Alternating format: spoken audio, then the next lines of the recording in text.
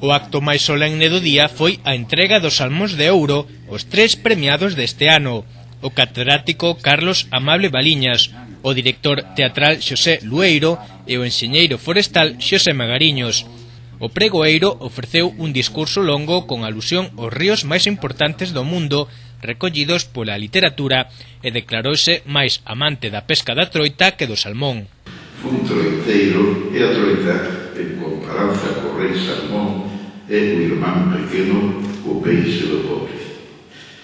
Confeso humildemente que o meu trato cos salmóns non pasa do gastronómico. Seguiu con toques de humor e dedicou uns minutos a recordar o especial agarimo que sinte pola estrada, pola que pasaba nos seus tempos mozos 2 veces ao ano no camiño dende a súa aldea natal en Quireza ata Santiago.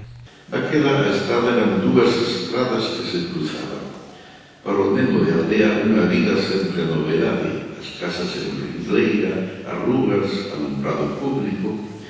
A pouco de entrar na vida o autobús detíñase nunha plaza unha fonte no medio, que hoxe xa non hai, diante dunha casa de planta baixa que era a administración das Todes. Fixeime que ainda resiste a parte de baixo, pero xa agora ten máis pisos. Mentre baixaba